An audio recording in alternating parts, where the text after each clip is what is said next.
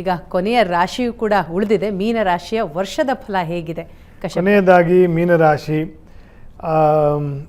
ಮನಸ್ಸಿಗೆ ನೆಮ್ಮದಿ ಅಂತಕ್ಕಂಥದ್ದು ಒಂದು ವರ್ಷ ಇರ್ತದೆ, ಒಂದು ವರ್ಷ ಇರೋದಿಲ್ಲ ಅಂತನ್ನೋದಕ್ಕೆ ಮೀನರಾಶಿಯವರಿಗೆ ಒಂದು ಎಕ್ಸಾಂಪಲ್ಲು. ಎಲ್ಲ ಒಳ್ಳೆದಿತ್ತು, ಈಗ ಸ್ವಲ್ಪ ಕೆಟ್ಟಿದೆ. ಜನ್ಮದ ರಾಹು ಅದಕ್ಕೆ ಮುಖ್ಯವಾಗಿ ಕಾರಣ. ವ್ಯಯದಲ್ಲಿ ಪಾಪನಾಗಿರ್ತಕ್ಕಂತಹ ಶನಿಯ ಸಂಚಾರದ ವರ್ಷ, ಗುರುವಿನ ಬಲವೂ ಇಲ್ಲ. ಶನಿ, ರಾಹು, ಗುರು ಈ ಮೂರೂ ಕೂಡ ಅವಕೃಪೆಗೆ ಒಳಗಾಗಿರ್ತಕ್ಕಂತಹ ಮೀನರಾಶಿಯವರು. ಹಾಗಾಗಿ ಮನಸ್ಸಿನ ನೆಮ್ಮದಿಗೆ ಏನು ಮಾಡಬೇಕು ಅಂದರೆ ಆದಷ್ಟು ಮಾತು ಕಡಿಮೆ ಆಡಬೇಕು, ಆದಷ್ಟು ಇನ್ನೊಬ್ಬರ ಬಗ್ಗೆ ಚಿಂತೆ ಮಾಡೋದು ಕಡಿಮೆ ಮಾಡಬೇಕು, ಆದಷ್ಟು ದೇವರ ಧ್ಯಾನವನ್ನು ತನ್ನ ಶರೀರದ ಫಿಟ್ನೆಸ್ ಬಗ್ಗೆ, ತನ್ನ ಒಂದು ಮಾನಸಿಕ ನೆಮ್ಮದಿ ಬಗ್ಗೆ ಹೆಚ್ಚು ವಿಚಾರವಂತನಾಗಬೇಕು. ಆಗ ಮಾತ್ರ ಈ ದುಷ್ಕಾಲವನ್ನು ನಾವು ಕಳಿಬಹುದು. ಇದಕ್ಕೆ ವಿರುದ್ಧವಾಗಿ ನಡ್ಕೊಂಡ್ರೆ ಅದು ಬಹಳ ಅನ್ಯಾಯಕರವಾಗಿರ್ತಕ್ಕಂತಹ ಒಂದು ವರ್ಷ ಆಗ್ತದೆ.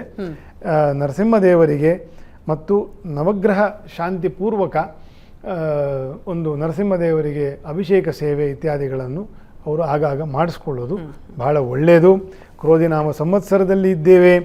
ನಾಮದಂತೆಯೇ ಕುಜನು ರಾಜನಾಗಿದ್ದಾನೆ.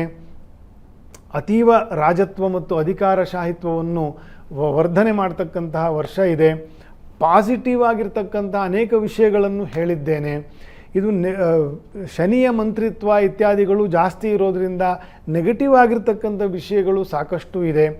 ಹೇಗೆ ಯತ್ರ ಯೋಗೇಶ್ವರ ಕೃಷ್ಣೋ ಯತ್ರ ಪಾರ್ಥೋ ಧನುರ್ಧರ ತತ್ತಶ್ರೀಹಿ ವಿಜಯ ಭೂತಿರ್ಧ್ರುವ ನೀತಿರ್ಮತಿರ್ಮಮ ಅಂತಂತ ಏನು ಹೇಳ್ತಾರೆ, ಯಾರು ಭಗವಂತನನ್ನು ಆರಾಧನೆ ಮಾಡ್ತಾರೆ, ಯಾರು ಶ್ರೀಹರಿಯನ್ನು ಮೊರೆ ಹೊಂದ್ತಾರೆ, ಯಾರು ಗುರುದೇವರನ್ನು ಶಾಸ್ತ್ರಗಳನ್ನು ನಂಬಿ ಈ ಸನಾತನ ಸಂಸ್ಕೃತಿಗೆ ಒಂದು ಸಮಷ್ಟಿಯಲ್ಲಿ ತೊಡಕೊಳ್ತಾರೆ, ಅವ್ರಿಗೆ ಯಾವತ್ತೂ ಕೂಡ ಸಾ ರಕ್ಷತಿ ಕೇಶವ, ಕೇಶವನು ಯಾವಾಗಲೂ ರಕ್ಷಣೆ ಮಾಡ್ತಾನೆ ಅಂತಕ್ಕಂಥದ್ದು ಶಾಸ್ತ್ರಸಿದ್ಧವೇ ಆಗಿದೆ.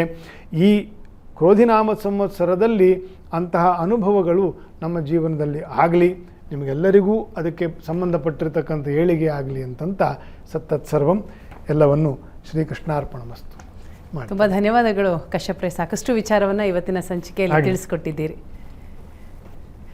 ವೀಕ್ಷಕರೇ, ಇದಾಗಿತ್ತು ಇವತ್ತಿನ ಯುಗಾದಿ ವರ್ಷ ಫಲ ಕಾರ್ಯಕ್ರಮ. ಎಲ್ರಿಗೂ ಕೂಡ ಯುಗಾದಿ ಹಬ್ಬದ ಹೊಸ್ತಿಲಲ್ಲಿ ನಾವಿರೋದರಿಂದಾಗಿ ಸುಖ, ಶಾಂತಿ, ಸಮೃದ್ಧಿಯನ್ನು ಆ ಭಗವಂತ ಕರುಣಿಸಲಿ ಅಂತ ಹೇಳ್ತಾ ವಿಶೇಷ ಕಾರ್ಯಕ್ರಮವನ್ನು ಮುಗಿಸ್ತಾ ಇದ್ದೀನಿ. ನೇರ, ದಿಟ್ಟ, ನಿರಂತರ ಸುದ್ದಿಗಾಗಿ ನೋಡ್ತಾ ಇರಿ ಏಷ್ಯಾನೆಟ್ ಸುವರ್ಣ ನ್ಯೂಸ್.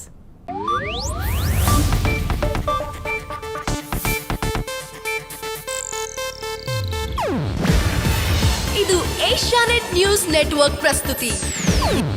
ನೀವು ನೋಡ್ತಿದ್ದೀರಾ ಏಷ್ಯಾನೆಟ್ ಸುವರ್ಣ ನ್ಯೂಸ್.